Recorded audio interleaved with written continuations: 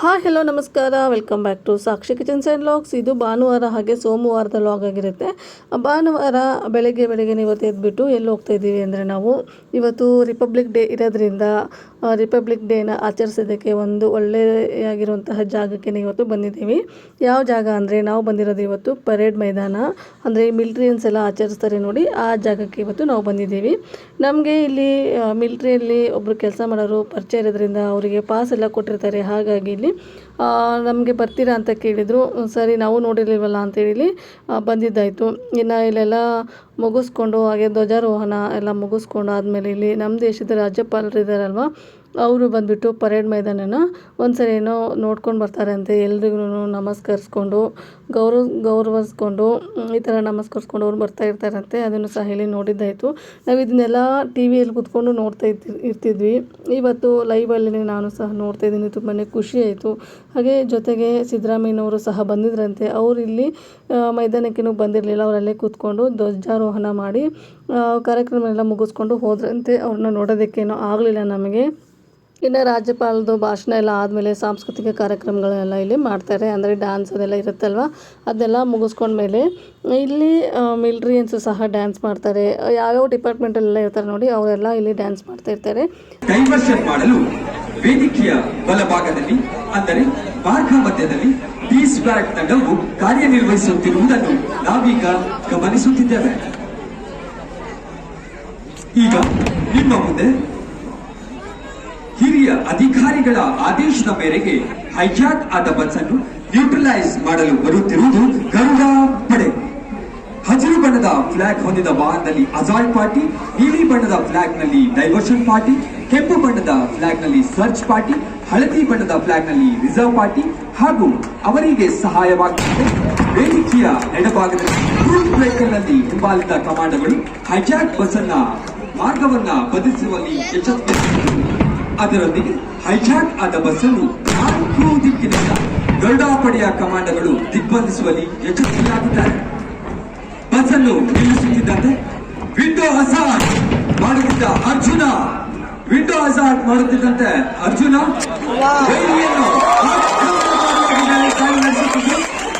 ಅದೇ ದಾರಿಯಲ್ಲಿ ಕಮಾಂಡೋಗಳು ಸಾಹಸಮಯ ಅಟ್ಯಾಕ್ ನಡೆಸುತ್ತಾರೆ.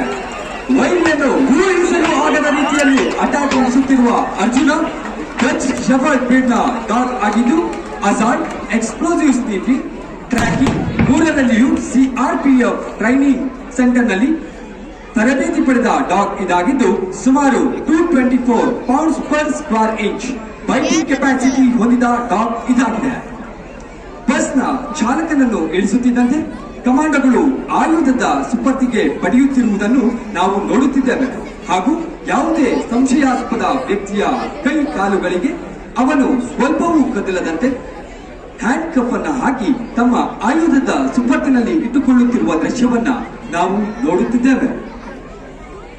ಅಸಾಲ್ಟ್ ಕಮಾಂಡೋಗಳ ಕಾರ್ಯಾಚರಣೆಯ ನಂತರ ಸರ್ಚ್ ಪಾರ್ಟಿ ಕಮಾಂಡೋಗಳ ಕಾರ್ಯಾಚರಣೆಯಲ್ಲಿದ್ದು, ವಾಹನದಲ್ಲಿರುವ ಅನುಮಾನಾಸ್ಪದ ಹಾಗೂ ಸಂಶಯಾಸ್ಪದ ಹಾಗೂ ಎಲ್ಲಾ ಪ್ರಯಾಣಿಕರನ್ನು ಬಗೆಯಾಗಿ ಪೂರ್ಣ ದೇಹ ತಪಾಸಣೆಯನ್ನು ಕಮಾಂಡೋಗಳ ತನಿಖಾದಲ್ಲಿ ಮಾಡಲಾಗುತ್ತಿದೆ. ಈ ಎಲ್ಲಾ ದೃಶ್ಯಗಳನ್ನ ನೋಡುತ್ತಿದ್ದರೆ ಕಮಾಂಡೋಗಳ ಕಠಿಣ ಪರಿಶ್ರಮ, ತರಬೇತಿ ಎದ್ದು ಕಾಣಿಸುತ್ತಲಿದೆ.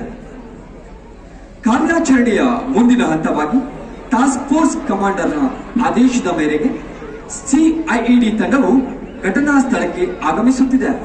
ಹೈಜಾಕ್ ಆದ ವಾಹನದಲ್ಲಿ ಉಗ್ರರು ಗರುಡ ಟಾಸ್ಕ್ ಫೋರ್ಸ್ ಕಮಾಂಡೋಗಳು ಹೊಡೆದುರುಳಿಸಿದ ನಂತರ ಬಸ್ನಲ್ಲಿ ಇರಬಹುದಾದ ಐಇಡಿಎನ್ ಮತ್ತು ಉಗ್ರನು ತನ್ನ ದೇಹದಲ್ಲಿ ಒದಗಿಸಿಕೊಂಡಿರಬಹುದಾದ ಐಇಡಿಯನ್ನು ಪತ್ತೆ ಹಚ್ಚಿ ಅದನ್ನು ನಿಷ್ಕ್ರಿಯಗೊಳಿಸುವ ಕಾರ್ಯದಲ್ಲಿ ಕೌಂಟರ್ ಐಇಡಿ ತಂಡವು ಅಂಡರ್ ವೆಹಿಕಲ್ ಸರ್ಚ್ ಮಿರರ್ ಮತ್ತು ಎನ್ಎಲ್ಜಿಯೊಂದಿಗೆ ತಮ್ಮನ್ನು ತಾವು ತೊಡಗಿಸಿಕೊಂಡಿರುತ್ತಾರೆ. ಹಾಗೆ ಎಕ್ಸ್ಪ್ಲೋಸಿವ್ ಡಿಟೆಕ್ಟಿವ್ ಡಾಗ್ ಸೋನಿ ಪೂರ್ಣ ಬಸ್ನ ಶೋಧನಾ ಕಾರ್ಯವನ್ನ ನಡೆಸಿದ್ದು, ಮನುಷ್ಯನ ಕಣ್ಣಿಗೆ ಕಾಣಿಸದಂತೆ ಇಟ್ಟಿರಬಹುದಾದಂತಹ ಸ್ಫೋಟಕ ಹೊಂದಿದ ಬ್ಯಾಗ್ ಅನ್ನ ಪತ್ತೆ ಹಚ್ಚುವಲ್ಲಿ ಸೋನಿಯು ಕಾರ್ಯನಿರತವಾಗಿದ್ದು ಯಶಸ್ವಿ ಆಗಿದೆ.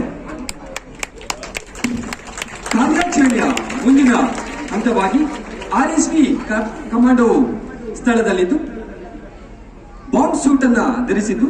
ಈ ಬಾಂಬ್ ಸೂಟ್ MK5 ಮಾಡೆಲ್ ಆಗಿದ್ದು ಸುಮಾರು 3 kg ವರೆಗಿನ ಎಕ್ಸ್ಪ್ಲೋಸಿವ್ ಸ್ಫೋಟಕ ಧಮಾಕವನ್ನು 1 ಮೀಟರ್ ವರೆಗೆ ತಡೆಯುವ ಸಾಮರ್ಥ್ಯವನ್ನ ಹೊಂದಿರುವ ಬಾಂಬ್ ಸೂಟ್ ಇದಾಗಿದೆ. ಹಾಗೂ ತಮ್ಮಲ್ಲಿರುವ ಎಕ್ಸ್ಪ್ಲೋಸಿವ್ ವೇಪರ್ ಡಿಟೆಕ್ಟರ್ನೊಂದಿಗೆ ದೇಹ ತಪಾಸಣೆಯನ್ನ ಬಾಂಬ್ ಸೂಟ್ ಧರಿಸಿದ ಕಮಾಂಡೋವು ನಡೆಸುತ್ತಿರುತ್ತಾರೆ. ಹಾಗೂ ಬಾಂಬ್ ಸೂಟ್ ಧರಿಸಿದ ಕಮಾಂಡೋವು ಭಯೋತ್ಪಾದಕರು ಹೊಂದಿದಂತಹ ಆಯುಧವನ್ನ ಪರೀಕ್ಷಿಸಿ ಹಸ್ತಾಂತರಿಸುತ್ತಿರುವ ದೃಶ್ಯವನ್ನ ನಾವೀಗ ನೋಡುತ್ತಿದ್ದೇವೆ. ಅದರೊಂದಿಗೆ ಭಯೋತ್ಪಾದಕರು ಹೊಂದಿದಂತಹ IED ಅಂದರೆ ಸ್ಫೋಟಕ ದೊರೆತಿರುವ ಬ್ಯಾಗ್ ಅನ್ನು ತಮ್ಮಲ್ಲಿರುವ ಟ್ಯಾಲಿಸ್ಕೋಪಿಕ್ ಮ್ಯಾನಿಪುಲೇಟರ್ನ ಮೂಲಕ ಸೇಫ್ ಡಿಸ್ಪೋಸಲ್ ಏರಿಯಾಗೆ ರವಾನಿಸುವ ಕಾರ್ಯದಲ್ಲಿ ಬಾಂಬ್ ಡಿಸ್ಪೋಸಲ್ ತಂಡದ ಬಾಂಬ್ ಸೂಟ್ ಧರಿಸಿದ ಕಮಾಂಡೋವು ಕಾರ್ಯನಿರತರಾಗಿರುತ್ತಾರೆ. ಕಾರ್ಯಾಚರಣೆಯ ಪೂರ್ಣ ಸಫಲತೆಯನ್ನು ಕಂಡಂತಹ ಗರುಡ ತಂಡದ ಕಮಾಂಡರ್ ಅವರ ಆದೇಶದ ಮೇರೆಗೆ ಆಂಬ್ಯುಲೆನ್ಸ್ ನಲ್ಲಿ ಇವ್ಯಾಕ್ಯುಯೇಷನ್ ಪ್ರೊಸೀಜರ್ ನಡೆಸಲು ಸ್ಥಳಕ್ಕೆ ವೈದ್ಯಕೀಯ ತಂಡವು ಆಗಮಿಸುತ್ತಲಿದೆ. ಸ್ಥಳದಲ್ಲಿ ಅಸ್ವಸ್ಥಗೊಂಡ ಗಾಯಗೊಂಡ ಪ್ರಯಾಣಿಕರನ್ನು ಸೂಕ್ತ ಚಿಕಿತ್ಸೆಗಾಗಿ ಸ್ಥಳೀಯ ಆಸ್ಪತ್ರೆಗೆ ಕೊಂಡೊಯ್ಯುವ ಕಾರ್ಯದಲ್ಲಿ ತಮ್ಮನ್ನು ತಾವು ತೊಡಗಿಸಿಕೊಂಡಿರುತ್ತಾರೆ.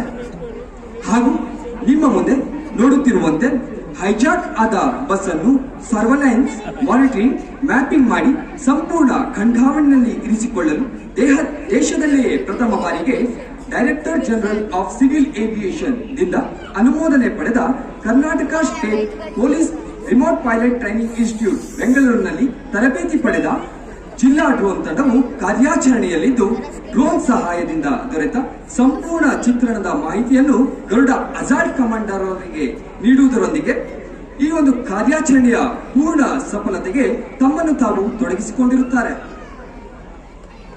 ಹಾಗೂ ಕರ್ನಾಟಕ ರಾಜ್ಯದಲ್ಲಿ ಇಂತಹ ಕೃತ್ಯವನ್ನ ಮಾಡಲು ನಾವು ಎಂದೂ ಬಿಡುವುದಿಲ್ಲ. ಅಪ್ಪಿತಪ್ಪಿ ಬಂದದ್ದೇ ಆದರೆ ಜೀವಂತವಾಗಿ ನೀವು ಹೋಗುವುದು ಅಸಾಧ್ಯ ಎಂಬ ಎಚ್ಚರಿಕೆಯನ್ನ ಭಯೋತ್ಪಾದಕರಿಗೆ ಹಾಗೂ ಭರವಸೆಯನ್ನು ದೇಶದ ಜನರಿಗೆ ನೀಡುತ್ತಾ ಅಸಾಲ್ಟ್ ಕಮಾಂಡರ್ ಅವರು ಹಿರಿಯ ಅಧಿಕಾರಿರವರ ಆದೇಶವನ್ನ ಪಡೆಯುತ್ತಾ ಸಿಚುವೇಶನ್ ಅನ್ನ ಹ್ಯಾಂಡ್ ಓವರ್ ಮಾಡಿ ಗರುಡ ಪಡೆಯು ಮುಂದೊಂದು ದಿನ ಇಂತಹ ಸನ್ನಿವೇಶಗಳು ಸಂಭವಿಸಿದರೆ ಕಾರ್ಯಾಚರಣೆ ಮಾಡಲು ಸದಾ ಸಿದ್ಧ ಎನ್ನುವ ಘೋಷವಾಕ್ಯದೊಂದಿಗೆ ಈ ಒಂದು ವೇದಿಕೆಯಿಂದ ತೆರಳುತ್ತಿದ್ದಾರೆ. ಇವಾಗೇನು ನೀವು ನೋಡಿದ್ರಲ್ವ ವಿಡಿಯೋ, ಆ ಟೀಮಲ್ಲಿ ಮಾಡಿರೋವಂಥದ್ದು ಗರುಡ ಪಡೆ ಟೀಮ್ ಅಂತ ತುಂಬ ಚೆನ್ನಾಗಿ ಮಾಡಿದ್ರಲ್ವ. ನಾವೇನಾದರೂ ಅಕಸ್ಮಾತ್ ಬಸ್ ಸ್ಟಾಪು ಅಥವಾ ಬಸ್ಸಲ್ಲಿ ಏನಾದರೂ ಭಯೋತ್ಪಾದಕರು ಬಂದು ನಮಗೇನಾದರೂ ಇದನ್ನು ಮಾಡ್ತಾ ಇರುವಾಗ ಅವ್ರು ಯಾವ ಥರ ಬಂದು ನಮ್ಮನ್ನು ಸಂರಕ್ಷಣೆ ಮಾಡ್ತಾರೆ ಅನ್ನೋದನ್ನು ಈ ವಿಡಿಯೋದಲ್ಲಿ ಪೂರ್ತಿಯಾಗಿ ತೋರಿಸಿದ್ರು. ಅದನ್ನು ಹಾಗಾಗಿ ನಾನು ಇಲ್ಲೆಲ್ಲೂ ಮ್ಯೂಟ್ ಮಾಡ್ದೇನೆ ಅದನ್ನು ಶೇರ್ ಮಾಡಿದ್ದೀನಿ. ಇನ್ನು ಎಲ್ಲ ಮುಗಿದಾದ್ಮೇಲೆ ಒಂದು ಸ್ವಲ್ಪ ಫ್ಲವರ್ ಡೆಕೋರೇಷನ್ ಎಲ್ಲ ಮಾಡಿದ್ರಂತೆ, ಬನ್ನಿ ನೋಡ್ಕೊಂಬರೋಣ ಅಂತ ಕರ್ಕೊಂಡು ಹೋಗಿದ್ರು. ಒಳಗಡೆ ಎಲ್ಲ ಹೋಗಿ ನಾವೆಲ್ಲ ಫೋಟೋಸು ಹಾಗೆ ವೀಡಿಯೋಸ್ನೆಲ್ಲ ತೊಗೊಂಡು ಬರಬೇಕಾಗಿತ್ತು. ಇನ್ನು ಅವ್ರು ಇಲ್ಲಿವರೆಗೂ ಬಂದಿದ್ದೀರಾ, ನಮ್ಮ ಮನೆಗೆ ಬರದೆ ಹೆಂಗೆ ಹೋಗ್ತೀರಾ ಅಂತ ಹೇಳ್ಬಿಟ್ಟು ಅವ್ರ ಮನೆಗೆಲ್ಲ ಕರ್ಕೊಂಡು ಹೋಗಿದ್ರು. ನಾನು ಕ್ವಾರ್ಟರ್ಸೇ ನೋಡಿರಲಿಲ್ಲ, ಯಾವ ಥರ ಇರ್ತವೆ ಕ್ವಾರ್ಟರ್ಸ್ ಅನ್ನೋದನ್ನೇ ಗೊತ್ತಿರಲಿಲ್ಲ ನನಗೆ. ಹಾಗಾಗಿ ಇವತ್ತು ಕ್ವಾರ್ಟರ್ಸ್ ಎಲ್ಲ ನೋಡಿಕೊಂಡು ಅಲ್ಲಿ ಮನೆಗಳೆಲ್ಲ ಯಾವ ಥರ ಇರ್ತವೆ ಅಂತ ಅದನ್ನೆಲ್ಲ ನೋಡ್ಕೊಂಡು ಬಂದೆ. ಅದೆಲ್ಲ ವೀಡಿಯೋ ಮಾಡ್ಕೊಳ್ಳೋಣ ಅಂದರೆ ನನ್ನ ಮೊಬೈಲಲ್ಲಿ ಚಾರ್ಜೇ ಇರಲಿಲ್ಲ, ಹಾಗಾಗಿ ನನಗೆ ಯಾವುದೇ ಥರದ ವೀಡಿಯೋನ ಮಾಡ್ಕೊಳ್ಳೋಕ್ಕೆ ಆಗಲಿಲ್ಲ. ಒಂಥರ ಕ್ವಾರ್ಟರ್ಸಲ್ಲಿದ್ದರೆ ಒಂಥರ ಏನೋ ನೆಮ್ಮದಿ ಅಂತ ಅನ್ನಿಸ್ತೆ, ಪೀಸ್ಫುಲ್ ಆಗಿರ್ಬೋದು ಅಂತ ಅನ್ನಿಸ್ತು ನನಗೆ ಮಾತ್ರ. ಹಾಗೆ ಫುಲ್ ಸೇಫ್ಟಿಯಾಗಿ ಇರ್ಬೋದು ಕ್ವಾರ್ಟರ್ಸಲ್ಲಿ ಇರೋರು, ಆ ಥರ ಫೀಲ್ ಆಯಿತು. ಹಾಗೇನೆ ಮತ್ತೆ ನನಗೆ ವಿಡಿಯೋನ ಕಂಟಿನ್ಯೂ ಮಾಡೋದಕ್ಕೆ ಆಗಲಿಲ್ಲ. ಹಾಗಾಗಿ ಇಲ್ಲಿ ಸೋಮವಾರದಿಂದ ಮತ್ತೆ ಲಾಗ್ನ ಕಂಟಿನ್ಯೂ ಮಾಡ್ತಾಯಿದ್ದೀನಿ. ಇವತ್ತೊಂದು ಸ್ವಲ್ಪ ಅಡುಗೆ ಮನೆಗೆ ಲೇಟಾಗಿ ಬಂದೆ. ನಾನು ಅಡುಗೆ ಮನೆಗೆ ಬಂದಿರೋದು ಇವತ್ತು 9 ಗಂಟೆ ಹಂಗೆ, ಯಾಕಂದರೆ ಮಕ್ಕಳಿಗೆ ಎಗ್ ಟೆಸ್ಟ್ ಇತ್ತು. ಇನ್ನು ಅವ್ರಿಗೆ ಓದಿಸ್ಕೊಂಡು ಕೂತ್ಕೊಂಡಿದ್ದೆ, ಅವ್ರಿಗೇನು ಲಂಚ್ ಬಾಕ್ಸಿನ ಇರಲಿಲ್ಲ ಅಲ್ವಾ, ಹಾಗಾಗಿ ಲೇಟಾಗಿ ಮಾಡ್ಕೊಂಡ್ರೆ ಆಗುತ್ತೆ ಅಂತ ಇವತ್ತೊಂದು ಸ್ವಲ್ಪ ಲೇಟಾಗಿಯೇ ಬಂದಿದ್ದೀನಿ ಅಡುಗೆ ಮನೆಗೆ. ಇನ್ನು ಸೊಪ್ಪನ್ನ ತೊಗೊಂಡ್ಬಂದಿದ್ದೆ ಬೆಳಗ್ಗೆನೇ, ಸೊಪ್ಪನ್ನ ಬಿಡಿಸಿ ತೊಳೆದಿಟ್ಕೊಂಡಿದ್ದೆ. ಇನ್ನು ಸೊಪ್ಪು ಸಾರು ಮಾಡ್ಕೋಬೇಕಾಗಿತ್ತು, ಹಾಗಾಗಿ ಇಲ್ಲಿ ಬೇಳೆಗೆ ಕುಕ್ಕರು ಹಾಗೆ ಸೊಪ್ಪೆಲ್ಲ ಹಾಕ್ಬಿಟ್ಟು ಕೂಗ್ಸಕ್ಕೆ ಇಟ್ಕೊಂಡಿದ್ದೀನಿ ಒಂದು ಸೈಡು, ಹಾಗೆ ಒಂದು ಸೈಡು ರೈಸ್ಗೂ ಸಹ ಇಟ್ಕೊಂಡ್ಬಿಟ್ಟೆ. ಇನ್ನು ಚಪಾತಿಗೆ ಏನಾದರೂ ಗ್ರೇವಿ ಮಾಡೋಣ ಅಂತ ಅಂದ್ಕೊಂಡು ಯೋಚನೆ ಮಾಡ್ತಾಯಿದ್ದೆ. ನಿನ್ನೆ ಡಿಮಾರ್ಟಿಗೆ ಹೋಗಿದ್ವಿ, ಡಿಮಾರ್ಟಿಗೆ ಹೋದಾಗ ಪನ್ನೀರೆಲ್ಲ ತೊಗೊಂಡು ಬಂದಿದ್ವಿ. ಇವತ್ತೊಂದು ಸ್ವಲ್ಪ ಏನಾದರೂ ಪನ್ನೀರಿಂದನೇ ಗ್ರೇವಿ ಮಾಡೋಣ ಅಂತ ಅಂದ್ಕೊಂಡು ಪನ್ನೀರನ್ನು ಸಹ ಇಲ್ಲಿ ಕಟ್ ಮಾಡಿ ಇಟ್ಕೊತಾ ಇದ್ದೀನಿ. ಹಾಗೆ ಈ ಥರ ನಾವು ಪನ್ನೀರ್ ಏನಾದರೂ ಜಾಸ್ತಿ ಇತ್ತು ಅಂದರೆ ಅದನ್ನು ನಾವು ಯಾವ ಥರ ಸ್ಟೋರ್ ಮಾಡೋದು ಅಂತ ಈ ವಿಡಿಯೋದಲ್ಲಿ ಶೇರ್ ಮಾಡ್ತಿದ್ದೀನಿ ನೋಡಿ. ನಾನಿವತ್ತು ಒಂದು 500 ಗ್ರಾಮ್ ಪನ್ನೀರನ್ನ ತೊಗೊಂಬಂದಿದ್ದೆ. ಅದು ಜಾಸ್ತಿ ನನಗೆ ಅಷ್ಟಾಗಿ ಬೇಕಾಗಿರಲಿಲ್ಲ ಇವತ್ತು ಮಾಡೋವಂತಹ ಗ್ರೇವಿಗೆ. ಹಾಗಾಗಿ ಒಂದು ಸ್ವಲ್ಪ ಎತ್ತಿಕ್ಕನ ಅಂತೇಳ್ಬಿಟ್ಟು ಇಲ್ಲಿ ಕಟ್ ಮಾಡಿ ಇಟ್ಕೊತಾ ಇದ್ದೀನಿ. ಒಂದು ಬಾಕ್ಸಿಗೆ ಈ ಥರ ನೀರನ್ನ ಹಾಕ್ಕೊಂಡ್ಬಿಟ್ಟು ನೀರಲ್ಲಿ ನಾವು ಇಟ್ಬಿಟ್ರೆ ಪನ್ನೀರ್ ನಾವು ತೊಗೊಂಡು ಬಂದಾಗ ಯಾವ ಥರ ಸಾಫ್ಟಾಗಿರುತ್ತೆ ನೋಡಿ, ನಾವು ಮತ್ತೆ ಯೂಸ್ ಮಾಡಬೇಕು ಅಂದರೆ ಅದೇ ಥರನೇ ಸಾಫ್ಟ್ ಇರುತ್ತೆ. ಹಾಗಾಗಿ ಈ ಥರ ನೀರನ್ನ ಹಾಕ್ಬಿಟ್ಟು ನೀರಲ್ಲಿ ಪನ್ನೀರನ್ನ ಸ್ಟೋರ್ ಮಾಡಿ ಇಟ್ಕೋಬೇಕಾಗತ್ತೆ. ಈ ನೀರನ್ನ 2 ದಿನ ಅಥವಾ 3 ದಿನಕ್ಕೆ ಒಂದ್ಸರಿ ನೀರನ್ನ ಚೇಂಜ್ ಮಾಡಿ ನೀವು ಪನ್ನೀರನ್ನ ಸ್ಟೋರ್ ಮಾಡಿ ಇಟ್ಕೋಬಹುದು. ಇನ್ನು ಪನ್ನೀರ್ನು ಎಲ್ಲ ಇಲ್ಲಿ ನೀಟಾಗಿ ಕಟ್ ಮಾಡಿ ಇಟ್ಕೊಂಡಿದ್ದಾಯಿತು. ಹಾಗೆ ನಾನೇನು ರೆಸಿಪಿ ಮಾಡ್ತಾಯಿದ್ದೀನಲ್ವ, ಆ ರೆಸಿಪಿಗೆ ಏನೇನು ಇಂಗ್ರೀಡಿಯೆಂಟ್ಸ್ ಬೇಕು ನೋಡಿ ಕಟ್ ಮಾಡ್ಕೊಳ್ಳೋದು, ಹಾಗೆ ಮಸಾಲ ಪದಾರ್ಥ ಎಲ್ಲ ಏನೇನು ಇತ್ತಲ್ವ ಅದನ್ನೆಲ್ಲ ನೀಟಾಗಿ ಜೋಡಿಸ್ಕೊಂಡಿದ್ದು ಆಯಿತು. ಹಾಗೆ ಈ ಥರ ಪನ್ನೀರ್ ಗ್ರೇವಿ ಮಾಡಬೇಕು ಅಂದರೆ ನನಗೆ ತುಂಬಾ ಇಷ್ಟ ಆಗುತ್ತೆ. ಜಾಸ್ತಿ ಏನು ಕೆಲಸನೇ ಇರೋದಿಲ್ಲ ಇದಕ್ಕೆ.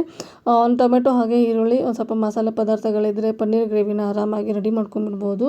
ಹಾಗೆ ತುಂಬ ಚೆನ್ನಾಗೂ ಸಹ ಇರುತ್ತೆ. ನಾನಿವತ್ತು ಬಟರ್ ಪನ್ನೀರ್ ಮಸಾಲ ಮಾಡೋಣ ಅಂದ್ಕೊಂಡೆ. ಅದರಲ್ಲೂ ರೆಸ್ಟೋರೆಂಟಲ್ಲಿ ಯಾವ ಥರ ಎಲ್ಲ ಮಾಡ್ತಾರೆ ನೋಡಿ, ಆ ಥರ ಮಾಡಿದರೆ ಆಯಿತು ಅಂದ್ಕೊಂಡಿದ್ದೀನಿ. ಬನ್ನಿ ಇದನ್ನು ಯಾವ ಥರ ಮಾಡೋದು ಅಂತ ಇವಾಗ ನಿಮ್ಮ ಜೊತೆಗೆ ಶೇರ್ ಮಾಡ್ತೀನಿ. ಇಲ್ಲಿ ಒಂದು ಮಿಕ್ಸಿ ಜಾರ್ ತೊಗೊಂಡಿದ್ದೀನಿ. ಮಿಕ್ಸಿ ಜಾರಿಗೆ 1-2 ಮೆಣಸಿನ್ಕಾಯಿ ಹಾಕ್ಕೊಂಡಿದ್ದೀನಿ. ಹಾಗೆ ಇಲ್ಲಿ 1-2 ಟೊಮೆಟೊನ ಸೇರಿಸ್ಕೊತಾ ಇದ್ದೀನಿ. ನಾನಿಲ್ಲಿ ಟೊಮೆಟೊನ ಜಾಸ್ತಿ ತೊಗೊಂಡಿದ್ದೀನಿ, ನೀವು ಬೇಕಾದರೆ ಕಡಿಮೆನೂ ಸಹ ಬಳಸ್ಕೋಬಹುದು. ಹಾಗೆ ಇಲ್ಲಿ ಒಂದು ಅರ್ಧ ಗಂಟೆ ಮುಂಚೆನೇ ನಾನು ಗೋಡಂಬಿನೂ ಸಹ ನೀರಿಗೆ ಹಾಕಿ ನೆನೆಸಿಟ್ಟಿದ್ದೆ. ನೆನೆಸಿಟ್ಕೊಂಡಿರುವಂತಹ ಗೋಡಂಬಿನ ಸೇರಿಸ್ಕೊತಾ ಇದ್ದೀನಿ.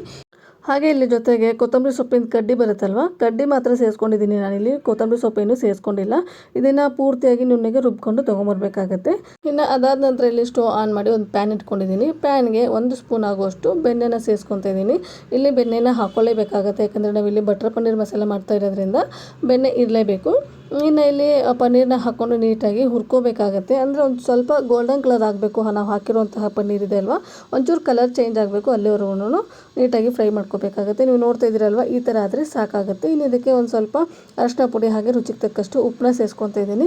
ಈ ಹಂತದಲ್ಲೇ ಉಪ್ಪನ್ನ ಸೇರಿಸ್ಕೊಂಡ್ರೆ ಪನ್ನೀರಿಗೆ ನೀಟಾಗಿ ಉಪ್ಪು ಹಿಡ್ಕೊಳ್ಳುತ್ತೆ ಅನ್ನೋ ಕಾರಣಕ್ಕೆ ನಾನಿಲ್ಲಿ ಉಪ್ಪನ್ನ ಸೇರಿಸ್ಕೊತಾ ಇದ್ದೀನಿ. ನೀವು ಬೇಕಾದರೆ ಇಲ್ಲಿ ಅಚ್ಕಾರದ ಪುಡಿನೂ ಸಹ ಸೇರಿಸ್ಕೊಬೋದು. ನಾನು ಅಚ್ಕಾರದ ಪುಡಿ ಏನು ಸೇರಿಸ್ಕೊಂಡಿಲ್ಲ. ಅರಿಶಿನ ಪುಡಿ ಉಪ್ಪನ್ನ ಮಾತ್ರ ಸೇರಿಸ್ಕೊಂಡು ಇನ್ನೊಂದ್ಸರಿ ನೀಟಾಗಿ ಮಿಕ್ಸ್ ಮಾಡಿಕೊಂಡು ತೆಗಿತಾ ಇದ್ದೀನಿ. ಇದು ಇವಾಗ ಪರ್ಫೆಕ್ಟಾಗಿ ಫ್ರೈ ಆಗಿದೆ. ಇದನ್ನು ಒಂದು ತಟ್ಟೆಗೆ ಟ್ರಾನ್ಸ್ಫರ್ ಮಾಡ್ಕೊತಾ ಇದ್ದೀನಿ.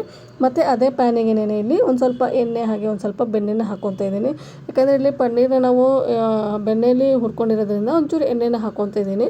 ಇನ್ನು ಇಲ್ಲಿ ಹೋಲ್ ಮಸಾಲ ಬರುತ್ತಲ್ವ, ಜೀರಿಗೆ ಹಾಗೆ ಸೋಂಪು, 1 ಇಂಚು ಚಕ್ಕೆ, ಒಂದು 4-5 ಲವಂಗ, 1 ಏಲಕ್ಕಿ ಹಾಗೆ ಪಲಾವ್ ಎಲೆನ ಸೇರಿಸ್ಕೊತಾ ಇದ್ದೀನಿ. ನೀವು ಇದ್ದರೆ ಸ್ಟಾರ್ ಫ್ಲವರ್ ಸಹ ಸೇರಿಸ್ಕೋಬೋದು. ಸ್ಟಾರ್ ಫ್ಲವರ್ ಸೇರಿಸ್ಕೊಂಡ್ರೆ ಏನಾಗುತ್ತೆ ಅಂದರೆ ಮಸಾಲ ಒಂದು ಸ್ವಲ್ಪ ಸ್ಟ್ರಾಂಗ್ ಅನಿಸುತ್ತೆ ನನಗೆ, ಹಾಗಾಗಿ ನಾನಿಲ್ಲಿ ಸೇರಿಸ್ಕೊಂಡಿಲ್ಲ.